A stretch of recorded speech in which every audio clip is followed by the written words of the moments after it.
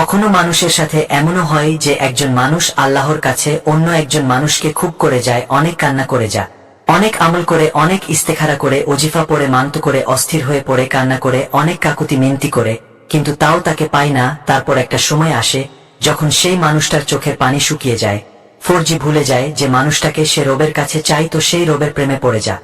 সে সত্যিকারের মেহবুব পেয়ে যায়, যে রবে কায়নাতের মেহবুব হযরত মুহাম্মদ সাল্লাল্লাহু আলাইহি ওয়াসাল্লাম। রব ও তার মেহবুবকে পাওয়া সবচেয়ে বড় জিনিসকে পাওয়া মানুষটা তখন রব ও তার মেহবুবের হয়ে যায়, আর বলে, দুনিয়াবাসী তোমরা যা চাও আমার কাছ থেকে ছিনিয়ে নিয়ে যাও, কিন্তু তুমি আমার অবতার মেহবুব হযরত মুহাম্মদ সাল্লাল্লাহু আলাইহি ওয়াসাল্লামকে আমার থেকে ছিনিয়ে নিতে পারবে না।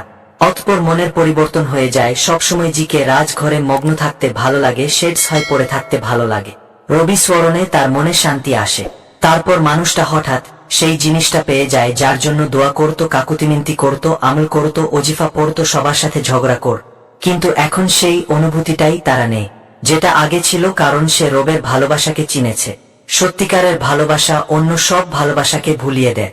মানুষ এক নতুন দুনিয়ায় বাস করতে লাগে, যেখানে শুধু শান্তি আর শান্তি থাকে, এবং মনে একটা ইচ্ছে থাকে, ইয়া আল্লাহ আপনি আমার উপরে রাজি হয়ে যান, যাবে কারিম আপনি আমার উপরে রাজি হয়ে যান, হয় মেহবুব একায়না সাল্লাল্লাহু আলাইহি ওয়াসাল্লাম আপনি আমার উপর রাজি হয়ে যান। যাদের উপর আল্লাহ ও তার রাসূল রাজি হয়ে যায়, সে সত্যিকারের সাফল্য ও ভালোবাসা পেয়ে যায়, সে সত্যিকারের সাফল্য ও ভালোবাসা পেয়ে যায়।